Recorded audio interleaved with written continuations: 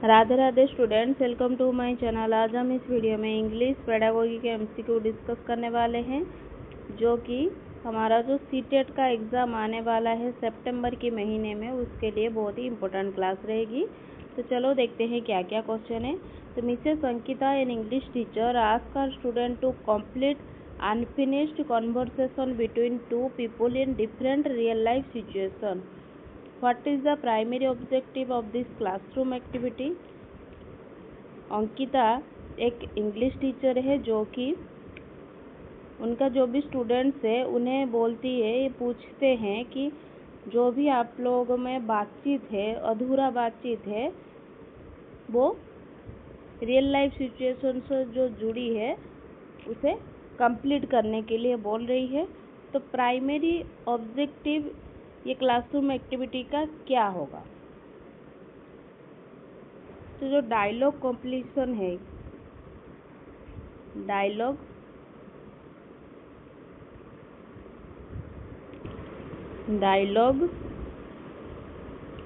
Completion है, ये जो गतिविधियाँ क्या होती है ना, विद्यार्थियों को बातचीत के जो अधूरे भाग हो गए, इन अनफिनिश्ड बातें हो गए, उसको पूरा करना होता है। इसमें वास्तविक जीवन की जो भी सिचुएशन है उसमें उचित उत्तर देने का अभ्यास करते हैं।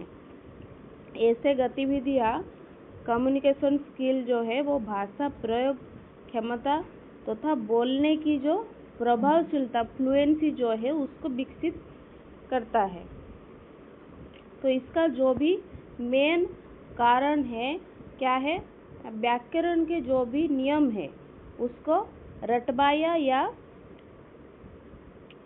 हस्तलेखन का मूल्यांकन करना नहीं है। To improve students ability to communicate effectively in every day situation, ये इम्प्रूव करता है स्टूडेंट का एबिलिटी कम्युनिकेशन करने के लिए डेली लाइफ सिचुएशन से। तो ऑप्शन 1 हो गया correct. Question number 2, metropolitan school has learners from different states who speak a variety of languages at home. How can this linguistic diversity be most effectively used in the classroom? एक metropolitan school है जहाँ पर different state से बच्चे आए हुए हैं, तो उनका जो भी होम लैंग्वेज है वह अलग अलग होगी। तो लिंग्विस्टिक डाइवर्सिटी के तहत मोस्ट इफेक्टिवली कैसे यूज किया जाएगा क्लासरूम को, कि बच्चे क्या करें ना, खुद से पार्टिसिपेट करें, एक्टिवली पार्टिसिपेट करें, सभी चीज़ों में एक्टिवली पार्टिसिपेट करें और लर्निंग को अच्छा बनाएं। तो जो बहुभाषी कक्षा है उसमें जो शिक्षण अधिगम प्रक्रिया के लिए बहुत ही ज़्यादा महत्वपूर्ण संसाधन होती है। विभिन्न भाषाई और सांस्कृतिक जो भी पृष्ठभूमि है उसमें उससे आने वाले विद्यार्थी अपने अनुभव से कक्षा को क्या बनाते हैं, समृद्ध बनाते हैं। जब शिक्षक इस विविधता का सकारात्मक उपयोग करते हैं तो सभी बच्चे क्या करेंगे, स्वयं को शामिल महसूस करते हैं और सीखने की प्रक्रिया में सक्रिय रूप से भाग लेते हैं, एक्टिवली पार्टिसिपेट करते हैं। तो सही आंसर होगा to encourage active participation and meaningful learning. Riya is able to communicate fluently in several languages spoken in different regions of the country. Which term best describe her language proficiency? रिया बहुत ही ज़्यादा language बोलती है, different reason से, बहुत ही country के language भी बोलती है। तो कौन सा टर्म जो है वो बेस्ट डिस्क्राइब करता है उसके लैंग्वेज प्रोफिशिएंसी का? ये मल्टीलिंगुअल स्पीकर जो है, मल्टीलिंगुअल स्पीकर जो है उन्हें बहुत ही ज़्यादा मैनी लैंग्वेजेस वो समझ पाते हैं, बोल पाते हैं, रीड कर पाते हैं। तो रिया भी क्या कर रही है, बहुत ही ज़्यादा लैंग्वेज से कम्युनिकेट कर रहे हैं, तो वो मल्टीलिंगुअल स्पीकर हो गई। तो सही आंसर होगा मल्टीलिंगुअल स्पीकर। मोनोलिंगुअल स्पीकर का मतलब क्या है, जो वन लैंग्वेज, जिसे पता है वन लैंग्वेज। लिंग्विस्टिक ऑब्जर्वर क्या है, जो कि ऑब्जर्व करे, ना कि ज़्यादा लैंग्वेजेस बोले। तो ये भी नहीं है। बाइलिंगुअल स्पीकर जो है, जिन्हें 2 लैंग्वेजेस बोलना आता हो, 2 लैंग्वेजेस का इस्तेमाल करना आता हो। ऑप्शन बी हो गया करेक्ट। 4 में चलते हैं। ए 3-month-old baby often produces soft vowel-like sounds such as o, a while interacting with caregivers। जो caregivers है, जब उनका केयर लेते हैं तो बच्चे क्या कर रहे हैं, साउंड निकाल रहे हैं, ओ आ। तो ये जो these early vocalisation are known as, ये क्या बोलते हैं, ये जो भी साउंड निकाल रहा है बच्चा, उसे क्या बोलते हैं, कोइंग बोलते हैं। क्या बोलते हैं, कोइंग। कोइंग एक स्टेज है, अर्लीस्ट स्टेज है लैंग्वेज डेवलपमेंट का, जो कि 2 से 4 महीने के बच्चे जो हैं, 2 से 4 मंथ के जो बच्चे हैं, उनमें ऑब्जर्व किया जाता है, उनमें देखी जाती है। इस समय बच्चा क्या करता है, भावेल का वर्ड ही निकलता है, ओ ए, ऐसा ही ई। तो ये जो साउंड है, ये बेबी को बहुत ही ज़्यादा कंफर्टेबल बनाती है, और जो पीपुल उनके सराउंडिंग में होते हैं उनसे इंटरेक्ट कर पाते हैं। तो इसे क्या बोला जाएगा, कोइंग। बेबलिंग जो है वो 6 से 9 महीने के बच्चे, 6 से 9 महीने बेबलिंग करते हैं। वन वर्ड स्पीच जो है फर्स्ट ईयर के एंड में ये होता है, 1 ईयर के बाद। लाउड कॉलिंग जो है, इसे स्टेज को, किसी भी स्टेज में इसे रिकॉग्नाइज नहीं किया गया है, तो ये भी नहीं होगा, तो कोइंग हो गया ये। In the study of language, what do we call the smallest sound unit that helps distinguish one word from another but does not carry meaning by itself. Smallest sound of unit क्या बोला जाता है, phoneme बोला जाता है। क्या बोला जाता है, फोनीम। फोनीम है smallest unit of sound language का, जो कि वर्ड का जो भी मीनिंग है उसे रिप्लेस कर सकते हैं अलग साउंड निकालकर। जैसे कि एग्जाम्पल हो गया बैट, कैट। तो बी और सी का ही तो फर्क है ना, तो दोनों में एक ही वर्ड अगर चेंज हो गया तो मीनिंग भी चेंज हो गया। तो ऑप्शन कौन सा होगा correct, phoneme. According to a well-known theory of language development, human beings are born with a natural mental mechanism that helps them learn language. What is this inborn mechanism called?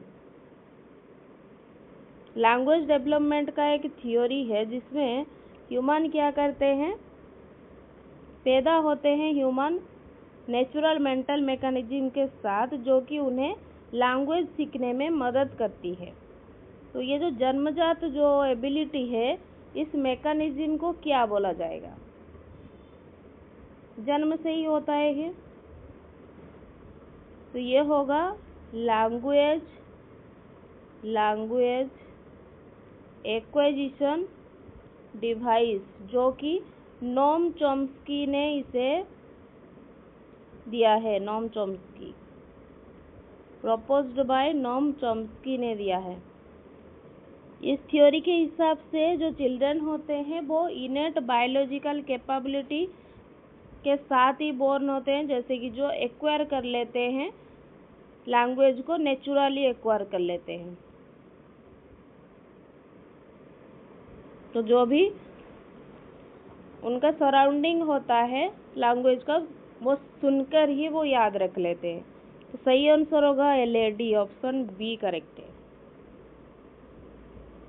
Next पे चलते हैं। An English teacher asked students to select a poem they enjoy from their course book, recite it with proper expression and discuss its meaning and emotion. What is the primary purpose of this activity?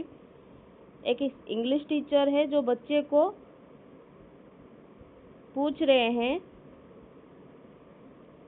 एक poem select करो जैसे कि उसे enjoy कर सको expression के साथ और मीनिंग और इमोशन के साथ उसे एक्सप्रेस कर सको। तो ये जो एक्टिविटी है ये किस टाइप का एक्टिविटी होगा? जो भी कविता या पोएम शिक्षण का जो भी उद्देश्य है वो केवल वोकैबुलरी और ग्रामर सिखाना नहीं होता, वोकैबुलरी और ग्रामर सीखना नहीं होता। जब विद्यार्थी कविता को भावपूर्ण से एक्सप्रेस करते हैं और उसका अर्थ और उसका जो भी इमोशन है उस पर चर्चा करते हैं तो उनमें कविता के प्रति इंटरेस्ट आ जाती है। इससे क्या होता है, कविता के सौंदर्य और आनंद का वो अनुभव कर पाते हैं। तो सही आंसर होगा to develop appreciation and enjoyment of poetic literature. An English teacher display picture of familiar objects such as a ball, tree, book and chair in the classroom. Student first identify and name the object in English and only afterward are introduced to the letter and sounds associated with those words. Which teaching approach does this best illustrate? एक English teacher क्या कर रहे हैं, जो भी उनके class में picture है जैसे कि बॉल दिखा रहे हैं, ट्री, बुक, चेयर का पिक्चर दिखा रहे हैं क्लासरूम में, तो स्टूडेंट फर्स्ट क्या करेंगे, उस ऑब्जेक्ट को इंग्लिश में आइडेंटिफाई करेंगे, उसके बाद उसका जो भी लेटर है जिसका साउंड है वो इंट्रोड्यूस करेंगे। तो ये जो अप्रोच है इसे क्या बोला जाता है? तो पहले ये किससे शुरू हो रहा है? मीनिंगफुल लैंग्वेज में आ गया नहीं है चेयर, बुक, तो ये लैंग्वेज में पहले फोकस कर रहे हैं। तो छोटे छोटे जो भी लेटर होते हैं, छोटे छोटे जो लेटर है, जो साउंड है, उससे फोकस करने से पहले जो मीनिंग है उस पर फोकस किया जा रहा है। तो ये जो गतिविधि है ये विद्यार्थी पहले चित्रों को देखकर वस्तुओं के नाम सीखते हैं और उसके बाद उससे जुड़े अक्षरों एवं ध्वनियों का जो अध्ययन करते हैं उसे क्या बोला जाता है? टॉप डाउन अप्रोच, ऊपर से नीचे आना, टॉप डाउन अप्रोच होता है ये। नेक्स्ट चलते हैं। During an English lesson a teacher narrates a story using facial expression, actions and body movement instead of reading directly from a book. एक इंग्लिश लेसन पढ़ाते समय टीचर एक स्टोरी बोल रहे हैं, पढ़ने की बजाय वो मूवमेंट और एक्सप्रेशन, फेशियल एक्सप्रेशन से पढ़ा रहे हैं। After listening students are asked to create an illustration representing different events from the story. What is the main objective of this activity? ये सुनने के बाद स्टूडेंट्स क्या कर रहे हैं, डिफरेंट इवेंट्स से ही वो स्टोरी से खुद से क्रिएट कर रहे हैं। तो ये जो एक्टिविटी है इसका मेन ऑब्जेक्टिव क्या है? जब स्टूडेंट एक स्टोरी सुनने के बाद, लिसनिंग या स्टोरी सुनने के बाद ड्रॉ करते हैं इवेंट्स का,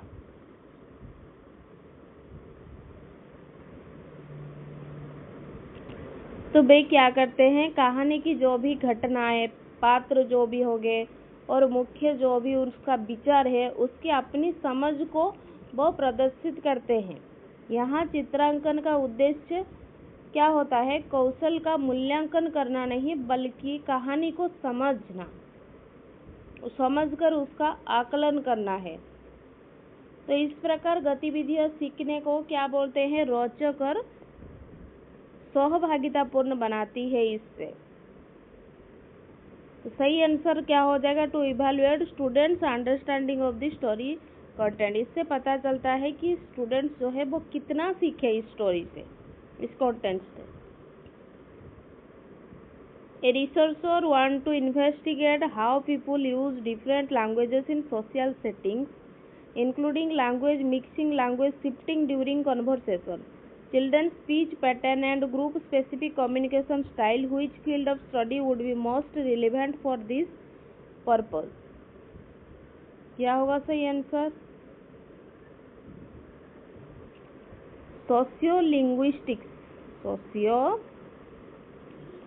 सोशियोलिंग्विस्टिक भाषा और समाज के बीच संबंध का अध्ययन करता है। ये इसमें क्या होता है? कोड मिक्सिंग होता है, कोड स्विचिंग होता है, भाषा के विभिन्न रूप मिलते हैं, बच्चों की भाषा और जो भी बोल रहे हो उसका सामाजिक जो भी परिस्थितियों को भाषा पर प्रभाव जैसे विषय शामिल होते हैं। इसलिए जो भी करेक्ट आंसर क्या हो जाएगा इसका? सोशियोलिंग्विस्टिक्स। तो हमने यहाँ पर टोटल इंग्लिश पेडागोगी के टोटल 10 MCQ डिस्कस किया है। 10 में से आपका कितना करेक्ट हो रहा है मुझे कमेंट बॉक्स में ज़रूर बताना। अगर आपको वीडियो पसंद आ रही है लाइक शेयर सब्सक्राइब जरूर करें। Thank you students, keep studying.